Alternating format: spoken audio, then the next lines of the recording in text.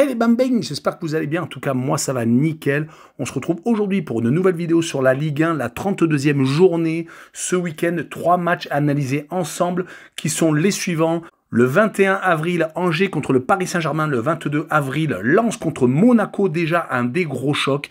Et le Classico entre l'OL et l'Olympique de Marseille, le 23 avril. Tous les autres matchs sont sur mon site VIP. Vous commencez à en avoir l'habitude. N'hésitez pas à venir me rejoindre. Tout est à l'écran et en description. Également les réseaux sociaux dans lesquels j'apparais, Telegram, Instagram et Twitter, où il y a une code safe et une code fun tous les jours. N'hésitez pas également à mettre votre pronostic, vos critiques positives ou négatives, votre pouce pour faire remonter la vidéo le plus haut possible. Et surtout, abonnez-vous. On est au-delà des 13 500. C'est exceptionnel. On jette un coup d'œil sur le classement. Le premier est toujours le Paris Saint-Germain avec 8 points d'avance sur Marseille, donc 72 contre 64, qui est donc second. Troisième Lens avec 63 points. Quatrième Monaco avec 61, cinquième Lille avec 55, sixième Rennes avec 53, septième Lyon avec 50 et huitième Reims avec 47. En fin de classement, 15e Nantes avec 31 à égalité avec Brest qui est 16e, 17e Strasbourg avec 29, 18e déjà décroché, ça va être compliqué pour 3 qui a 21 points, 19e Ajaccio avec le même nombre d'unités et en fin de dernier Angers 20e avec 14 points qui est quasiment condamné avec 17 points de retard sur le premier non relégable. Et on commence avec le 21 avril et Angers qui reçoit le Paris Saint-Germain, le choc des extrêmes entre le dernier qui reçoit le premier. Les Angevins ont 17 points de retard sur le premier non relégable, je l'ai dit un peu plus tôt lors de la lecture du classement. Ça va être quasiment un miracle s'ils se sauvent. Il faudrait qu'ils fassent bien entendu un sans faute et que tous les autres se loupent. Donc c'est tout à fait improbable.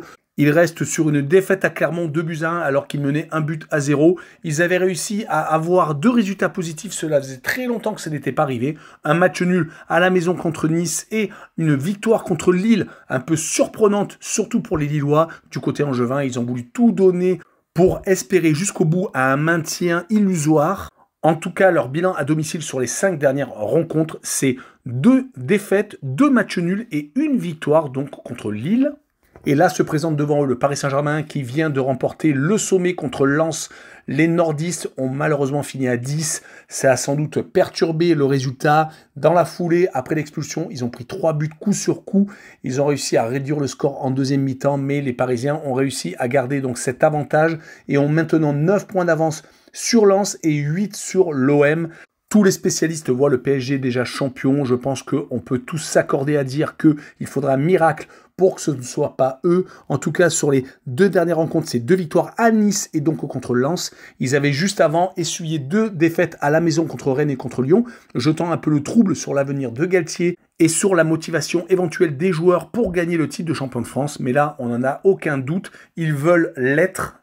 Et normalement, à Angers, ça devrait bien se passer, surtout que sur les 5 derniers déplacements, ils sont sortis vainqueurs 4 fois des 5 derniers matchs hors de leur base.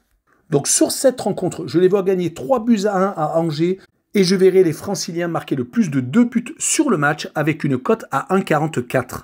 On enchaîne avec la rencontre Le Sommet, Lens contre Monaco, le 3e contre le 4e, qui se déroulera le 22 avril. Les Lensois viennent donc d'essuyer une défaite au Parc des Princes. Ce n'était pas trop mérité, même s'ils ont fini à 10. Ils ont eu tendance à vraiment beaucoup bousculer les Parisiens.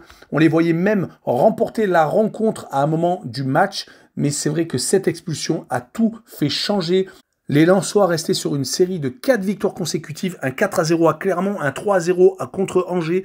Une victoire étriquée à Rennes, mais tout de même une victoire 1-0 et surtout contre Strasbourg, un 2-1 qui leur permettait donc d'aborder le rendez-vous contre le Paris Saint-Germain avec 6 points de retard. Maintenant avec 9, ça va être très compliqué, mais à la maison, quand ils jouent contre les gros, ce n'est pas si bien que ça. Sur les 5 derniers matchs, toutes compétitions confondues, ils ont rencontré Nice et Lille. Une défaite d'ailleurs contre les Azuréens et un match nul contre les Lillois lors du derby nordiste. Donc attention, ils ont tendance à être très forts contre les faibles.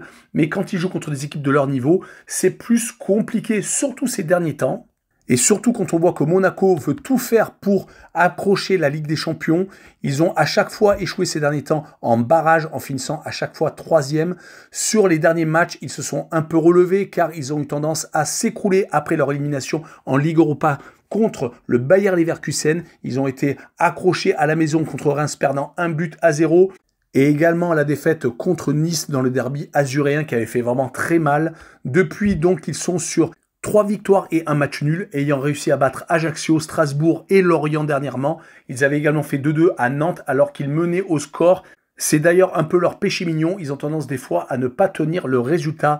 Mais sur ce match-là, je vois bien un partage de points et un 2 buts partout, avec le plus de 2,5 buts sur le match et une cote à 1,84.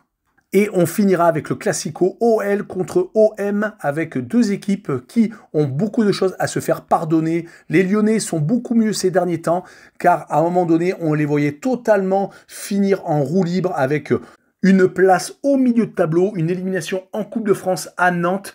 Mais les joueurs ont de l'orgueil, les Lacazette, les Tolisso en tête veulent absolument jouer sur la scène européenne la saison prochaine. Sur les 4 derniers matchs, c'est donc 3 victoires et 1 match nul en championnat. Un match nul contre Nantes, une victoire au Paris Saint-Germain vraiment surprenante, tellement ils ont été faciles. Une victoire contre Rennes 3-1 où ils ont renversé le match et une victoire donc à Toulouse 2-1. Ils arrivent donc remonter à bloc contre les Marseillais qui de leur côté ont également gagné leur dernier match, c'était contre 3.